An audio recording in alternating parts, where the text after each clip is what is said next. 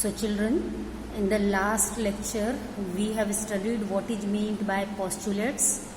So let's revise once again. Postulate means the geometrical statements which were accepted by all, means where you no need to give any evidence for that statement, and that type of statements are called as postulates. And what is the other name for postulate? Axiom. AXIOM. And the properties which proved logically are called theorems. Today we are going to study about theorems also.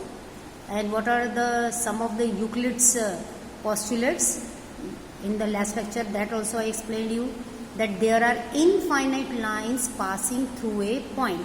Means if you will draw a point anywhere, how many lines you can draw through this point? Through a point, through this point, you can draw infinite lines, means uncountable. Everyone can draw uncountable lines through a point. So this is again a postulate. So in this way here 4-5 examples are given which are the Euclid's postulates. Now what is meant by theorem? A property is supposed to be true if it can be proved logically. Means the theorems you have to prove logically, then that type of statement is called a theorem.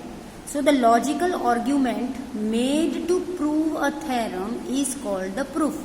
Proof means here some steps you have to prove to a theorem. Here some steps you will take in the proof to reach to the then part. Okay. So when we are going to prove that a conditional statement is true, its antecedent part is given part. Means in theorem, the given part is what? Whatever your if part in the statement is your given part, and the consequent means whatever your then part is to prove part. And there are two types of proofs, direct and indirect. So let us see one simple theorem of direct proof as well as one example of indirect proof also. Now here is one theorem on page number 10 which is of direct proof. The opposite angles formed by two intersecting lines are of equal measures. So in theorem what we do first, from the statement you have to write what is given part and what you have to prove, and you have to draw the figure according to the statement. These three things you will get from the statement only. And to write given part, what is given part? Given part means if part. So first of all you can convert the given statement into if then form, and then easily you can write if part as given part and then part as to prove part.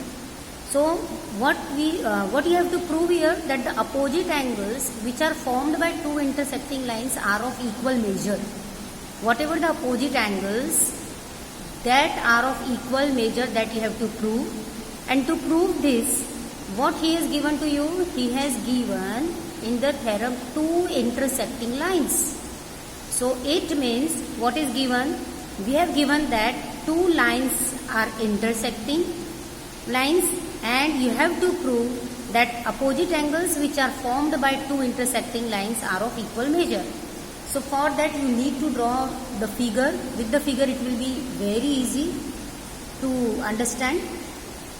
So we will draw two intersecting lines. You can see these lines are intersecting each other at point O. What is the name of the line? A, B and C, D. You can take any name. You can write P, Q, R as any, and according to that you will write here. Now you can see what you have to prove. You have to prove that opposite angles. Which are the opposite angles here? You can see angle AOC and angle DOB. So you can write angle AOC is equal to angle BOD. That you have to prove. Again one more pair of opposite angle is there. What is that? Angle AOD and angle BOC. So these opposite angles which are formed by two intersecting lines, you have to prove that they are of equal measure. So in direct proof what happens? Whatever we have to prove.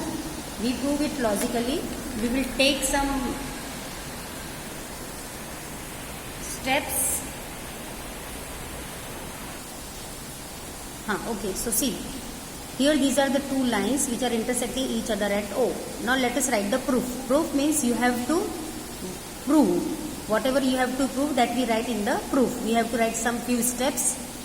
Now you can see that this is what linear pair. You know na linear pair angles? These are the linear pair angles, these two.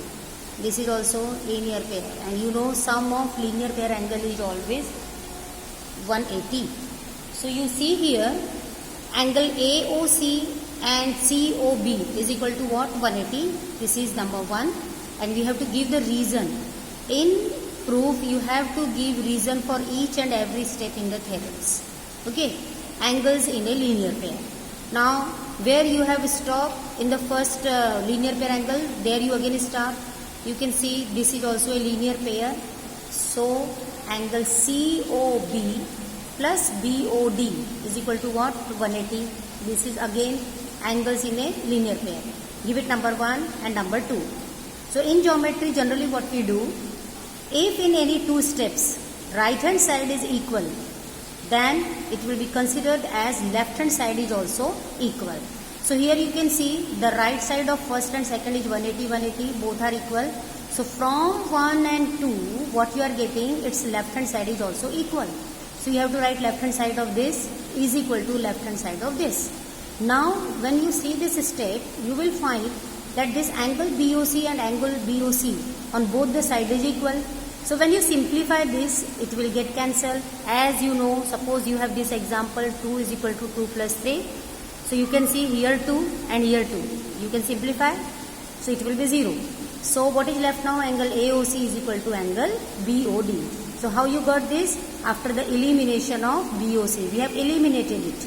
Okay, it is cancelled. So you see, this only you have to prove that angle AOC is equal to angle BOD. In the same way, similarly it can be proved that one more pair you have to prove. Which one? BOC is equal to angle AOD. Again, two linear pair angles you will take, you will eliminate, and whatever you need to prove, that you will prove. So no need to write, no need to repeat the steps again. You can write such type of sentence that similarly it can be proved that angle BOC is equal to angle AOD.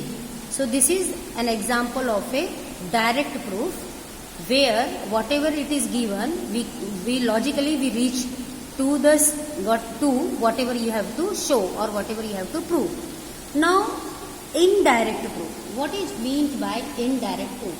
See children, in indirect proof what happens always? Always we have to assume the opposite of what you want to show is true. Getting what I say? We have to assume the opposite of what you want to show is true. So keep going with different steps, make logical conditions until you reach a contradiction. Now what is meant by contradiction? A contradiction is when you reach a place where it doesn't make a sense anymore. Means whatever we have or you can say using that assumption we reach to a conclusion, and that conclusion is contradictory. Means contradictory means it is contradictory with the antecedent, or it is not matching with the antecedent or a property which is already accepted by all. So hence at last whatever we have assumed, we have to say that it is false, and so we have to accept that whatever consequent part is written in the statement is true. So we have to accept that. So it will be very easy if I will take one example. I am going to take the example which is in your textbook only. See that example. Okay.